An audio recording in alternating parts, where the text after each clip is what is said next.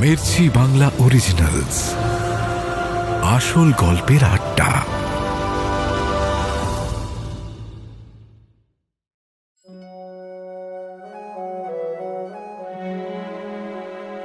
রিজুকে তার দাদু বলতে শুরু করে অতীতের সেই কাহিনী। দাদু বলে, আমাদের এই জমিদার বাড়ি আজকে তুমি যেমন দেখছো এরকম ছিল না। এই বাড়ির এক সুদূর ইতিহাস ছিল। তোমার মা তখন রায়গঞ্জ মেডিকেল হসপিটালে পড়ছে।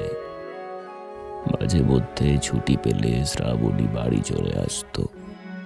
একবার এই রকম ছুটির সময় শ্রাবণী যখন বাড়ি আসে তখনই তোমার মায়ের সাথে দেবালয়ের প্রথম দেখা হয়।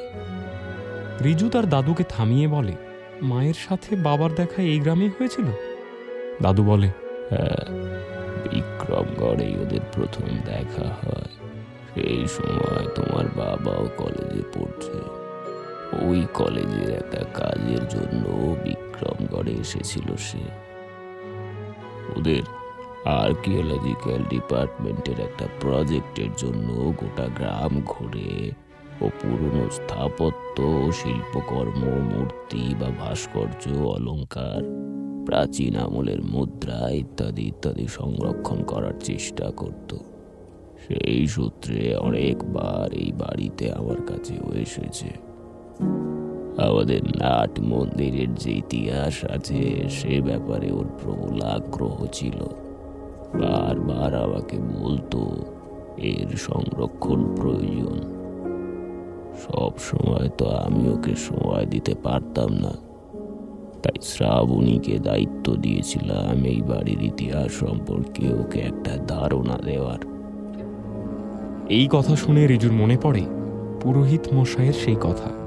তিনিও বলেছিলেন যে পোড়ো মন্দিরকে সংস্কার করার জন্য তার বাবা নিজে উদ্যোগ নিয়েছিল।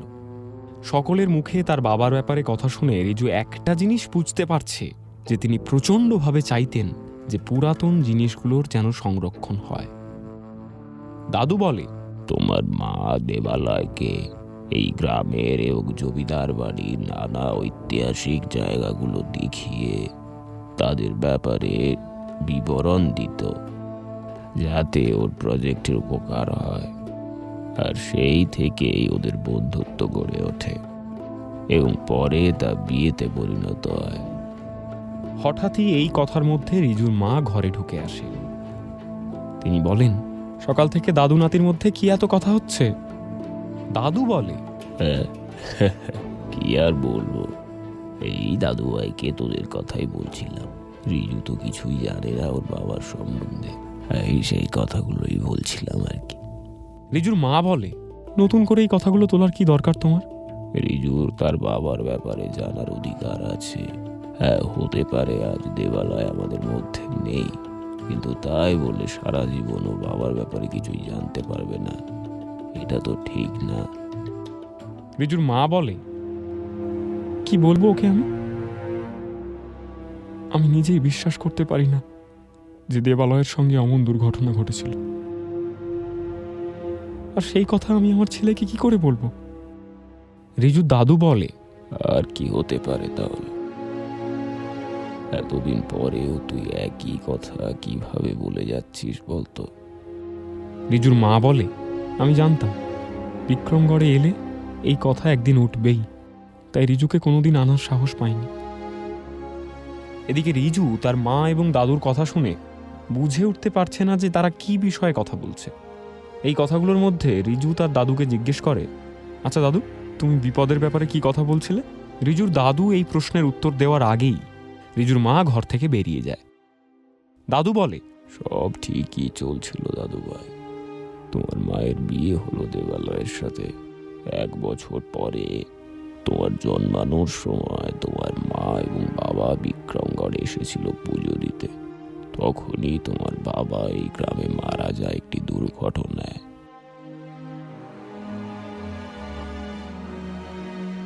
রিজু জানতো তার বাবা মারা গেছে তার জন্মের সময়, কিন্তু তার বাবা যে বিক্রমগড়েই মারা গেছে এই কথা তার জানা ছিল না। রিজু দাদুকে জিজ্ঞেস করে, বাবা বিক্রমগড়ে মারা গেছিল? দাদু চুপ করে থাকে। রিজু তার বাবার মৃত্যুর ব্যাপারে কিছুই জানে না। এই প্রথমবারের জন্য জানতে পারল যে তার বাবা এই গ্রামেই মারা গেছে। রিজু তার দাদুকে বলে, কিন্তু বাবার মৃত্যু কিভাবে ঘটল? দাদু একটু সময় নিয়ে বলতে শুরু করে। তোমার মা বিয়ের পর প্রথমবারের জন্য বাড়িতে এসেছে বলে তখন সাজো সাজো রব। সবাই মিলে আমরা ঠিক করি একটা চড়ুই ভাতি করব লাল দিঘির ধারে। সেদিন সকাল থেকেই দেবালয় খুব ব্যস্ত ছিল। আমাদের বাড়ির পুরোহিত মশাইয়ের সাথে আমি দেখেছিলাম ওকে পোড়ো মন্দিরের কাছে যেতে। বেশ কিছু সময় পরে দুপুর বেলায় আমি যখন লাল দিঘির ধারে খেতে যাচ্ছিলাম তখন ওর সাথে আমার একবার দেখা হয়। খুব তাড়াহুড়োর মধ্যে আমাকে দেখে হঠাৎই বলে, বিক্রমগড়ের ঐতিহাসিক সম্পদগুলো যদি আর্কিওলজিক্যাল সার্ভে বিভাগের হাতে তুলে দেওয়া না হয় তাহলে সবকিছু দেশের বাইরে বিক্রি হয়ে যাবে বাবা। আমি তো এই কথা শুনে খুবই চিন্তায় পড়েছিলাম, কিন্তু তখনও বুঝিনি কেন এই কথাগুলো দেবালয় আমাকে বলেছিল। আমি ওকে খুব সাহায্য করার চেষ্টাও করেছিলাম যাতে আমাদের গ্রামের সম্পদগুলো বিলুপ্ত না হয়ে যায়, কিন্তু ওর সাথে যে এরকম দুর্ঘটনা ঘটবে সেই কথা আমি ভাবতে পারিনি। রিজু তার দাদুর কথা থামিয়ে বলে, দাদু কি দুর্ঘটনা?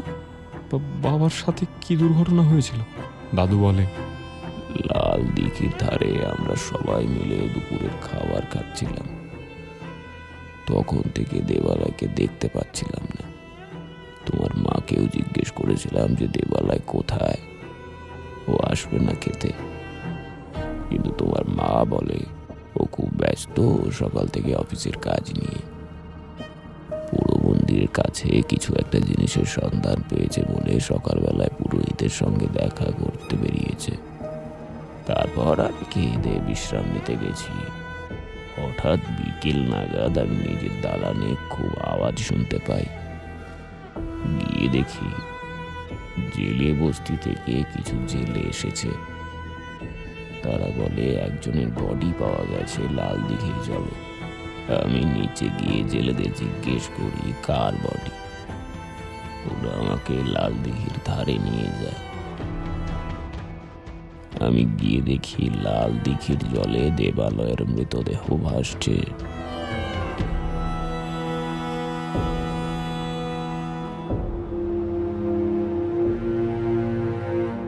রিজু এতদিন পর জানতে পারে তার বাবার মৃত্যু ঠিক কিভাবে ঘটেছিল।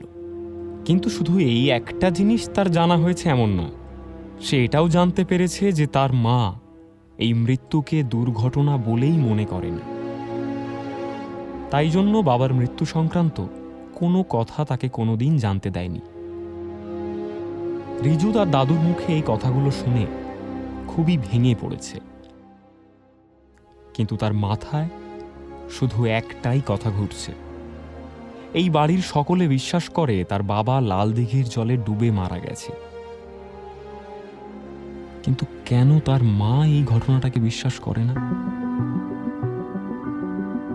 রিজু তার দাদুকে বলে, এতদিন পর তোমার কেন মনে হচ্ছে যে এই বাড়িতে আবারও কোনো বিপদ আসতে পারে? দাদু বলে, পুরোহিত মশাইয়ের এই মৃত্যু কোনো সাধারণ মৃত্যু না। প্রথমত একটা খুন,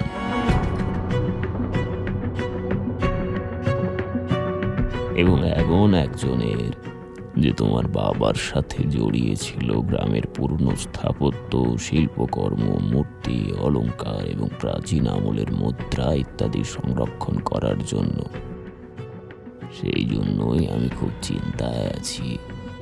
রিজু তার দাদুকে জিজ্ঞেস করে, এই গ্রামে পুরোহিত মশাইয়ের সাথে কি কোনো ঝামেলা ছিল কারো? সেই রাগ থেকেই কি এই খুন? দাদু বলে, এত বছর ধরে পুরোহিত মশাই আমাদের নাট মন্দিরে পুজো করছে, কিন্তু কোনোদিন দেখলাম না কারোর সাথে উঁচু গলায় কথা বলেছে। আর সেই মানুষটার ঝামেলা কারোর সাথে কখনো হতে পারে? রিজু তার দাদুর কথা শুনে বুঝতে পারে পুরোহিত মশাইয়ের খুনের পিছনে কোনো একটা নির্দিষ্ট কারণ আছে। তা না হলে এই ঘটনা সম্ভব হতো না। রিজু বৈঠকখানার ঘর থেকে বেরোয়, দেখে তার মা বাগানে চুপ করে একা বসে আছে। রিজু বাগানের দিকে যায়, গিয়ে মায়ের পাশে বসে। দুজনেই চুপ করে বসে আছে, কেউ কারোর সঙ্গে কোনো কথা বলছে না। রিজু খেয়াল করে তার হাতের উপর এক ফোঁটা জল পড়েছে। মায়ের দিকে তাকিয়ে দেখে মায়ের চোখে জল। কোনো রকমে নিজেকে সামলে নিয়ে রিজুর মা বলে, আর পারলাম না, আমি আর পারলাম না তোকে না জানিয়ে থাকতে। আর কি বা তোকে জানাতাম আগে যে তোর বাবা মামার বাড়ির দিঘিতে ডুবে মারা গেছে। রিজু বলে, না মা, আমি তোমাকে এই বিষয় নিয়ে আর কোনোদিন কিচ্ছু জানতে চাইব না। তুমি ঘরে চলো, সকাল থেকে কিচ্ছু খাওনি, কিছু একটা খেয়ে নেবে, চলো। রিজুর মা বলে, তোকে অনেক আগেই আমি হয়তো এই ঘটনার কথা বলতে পারতাম, কিন্তু আমি চেয়েছিলাম যেদিন তুই বিক্রমগড়ে আসবি সেদিনই তুই জানিস, কারণ এই দেখ। বলে রিজুর মা তার ফোন থেকে একটা পুরনো ছবি দেখায় তার বাবা। রিজু দেখে তার বাবা লাল দিঘির জলে সাঁতার কেটে চান করছে। রিজুর মায়ের হাত থেকে ফোনটা নিয়ে ভালো করে ছবিটা দেখতে থাকে। রিজুর মা বলে, এই ছবিটা আমাদের বিয়ের আগে আমি তুলেছিলাম তোর দাদুর ফোকল্যান্ডার ক্যামেরা। সেই দিন সকাল থেকে আমাকে নিয়ে ঘুরতে বেরিয়েছিল তোর বাবা। আর তোর দাদু যাতে বুঝতে না পারে যে আমরা সকাল থেকে ঘুরতে গেছি, তাই তোর বাবা বলেছিল যে আমি নাকি ওকে রংমহলে ঘুরতে নিয়ে যাব। সারাদিন ঘোরার পর আমরা লাল দিঘির কাছে বসে গল্প করছিলাম, হঠাৎ খুব জল তেষ্টা পেয়েছিল। তোর বাবা তখন দেখে যে পাশের ডাব গাছ থেকে কিছু লোক ডাব পাড়ছে। সেখানে গিয়ে আমার জন্য একটা ডাব এনে দেয়। তারপর ও নিজেই চেষ্টা করতে যায় ডাব গাছে ওঠার। এই গাছে উঠতে গিয়েই যত বিপত্তি, সোজা গাছ থেকে পড়ে লাল দিঘির জলে। এই ছবিটা তখনই তোলা। জলে পড়ে সাঁতার কাটছে দেবালা। রিজু এই কথা শুনে বলে, বাবা সাঁতার কাটতে জানতো? রিজুর মা বলে, হ্যাঁ, এবং আমি নিজের চোখে দেখেছি ওকে লাল দিঘির জলে সাঁতার কাটতে। রিজু সঙ্গে সঙ্গে বলে ওঠে, বাবা যদি সাঁতার কাটতে জানতো তাহলে ডুবে কিভাবে মারা যেতে পারে? রিজুর মা বলে, আমি এই জন্যই কোনোদিন দেবালয়ের মৃত্যুকে দুর্ঘটনা বলে মনে করিনি। রিজু আস্তে আস্তে বুঝতে পারছে বিক্রমগড়ে আসার জন্য কেন তাকে এত হুমকির সম্মুখীন হতে হয়েছে, এবং তার বাবার আঁকা সেই নকশার রহস্যের সমাধান তার একমাত্র লক্ষ্য এখন আর নেই। তার সাথে আরো কিছু রহস্য আছে যেগুলো দানা বাঁধতে শুরু করেছে। যেমন পোড়ো মন্দিরে কি গুপ্তধন আছে যার লোভে ওই গুন্ডাগুলো এসেছিল সেদিন? আবার পুরোহিত মশাই বলেছিল যে ওই মন্দিরের নাম নীল মাধবের মন্দির। তাহলে ওই মন্দিরকে সবাই পোড়ো মন্দির বলে কেন? আর ওই মন্দিরটা বন্ধই বা থাকে কেন? আর যে কথা রিজুকে সব থেকে বেশি ভাবাচ্ছে তা হলো তার বাবার মৃত্যু। এবং এই মৃত্যু কি কোনো দুর্ঘটনা নাকি পরিকল্পিত খুন? কারণ রিজু তার মায়ের কাছে জানতে পেরেছে তার বাবা সাঁতার জানত, আবার তার সাথে পুরোহিত মশাইয়ের খুন। যদিও এই খুন রিজুকে প্রথমে এত ভাবিয়ে তোলেনি, কিন্তু এই ধারণা সম্পূর্ণ বদলে যায় যখন সে জানতে পারে পুরোহিত মশাই তার বাবার সাথে এই গ্রামের মূল্যবান সম্পদগুলো রক্ষণাবেক্ষণের দায়িত্ব নিয়েছিল। এত কিছুর মধ্যে রিজু আস্তে আস্তে নিজেকে জড়িয়ে ফেলেছে, কিন্তু কোনো বিষয়ের উত্তর সে পাচ্ছে না। পুরোহিত মশাইয়ের সাথে তার দেখা অনেকটাই তাকে এই প্রশ্নগুলোর উত্তরের সামনে এনে দিয়েছিল। কিন্তু সে যখন জানতে পারে রিজু জমিদার বাড়ির নাতি, কেমন যেন ভয় পেয়ে যায়, আর কিছুই বলতে চায় না। আর তারপরেই সেই রাতে পুরোহিত মশাইয়ের খুন। রিজু তার দাদুর মুখে শুনেছে পুরোহিত মশাইয়ের কথা, কিভাবে এইরকম একজন মানুষকে কেউ বিনা কারণে খুন করবে, আর কারণ থাকলেই বা সেটা কি হতে পারে। রিজুর এত ভাবনা চিন্তার মধ্যে ফটিক আসে। বাগানে দেখে রিজু একা একা মনে কিছু ভাবছে। রিজুর মা বলে, তোরা দুজন বস, আমি একটু ঘরে যাই। ফটিক রিজুকে বলে, কি এত চিন্তা করছো তুমি? হ্যাঁ? রিজু বলে, না সেরকম কিছুই না।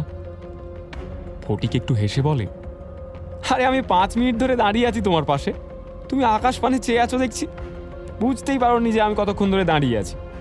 রিজু বলে, অনেক কিছু আছে ভাবার। ফটিক তুমি কি বুঝবে? ফটিক বলে, তুমি যদি বোঝাও তাহলে নিশ্চয়ই বুঝবো। রিজু বলে, এত কিছুর মধ্যে আমরা একটা জিনিস ভুলে যাচ্ছি ফটিক। ফটিক বলে, কি? বিক্রমগড়ে সেই দিন পুরোহিত মশাইয়ের খুন শুধু হতো না, তার সাথে আরো 2টো খুন হতো, একটা আমার একটা তোমার। গুন্ডাগুলো যখন ফোনের মধ্যে তোমার আর আমার কথা বলছিল, ওই দিক থেকে কথাটা কিছুক্ষণের জন্য বন্ধ হয়ে যায়। এমন একজন ফোনের ওই পারে ছিল যে আমাদের দুজনকে খুব ভালো করে চেনে। তাই গুন্ডাদের মুখে আমাদের কথা শুনে সে থমকে গেছিল। তাই ফোনের ওই পারের গলাটা কার ছিল এটা বার করতে পারলেই আমাদের রহস্যের সমাধান হয়ে যাবে।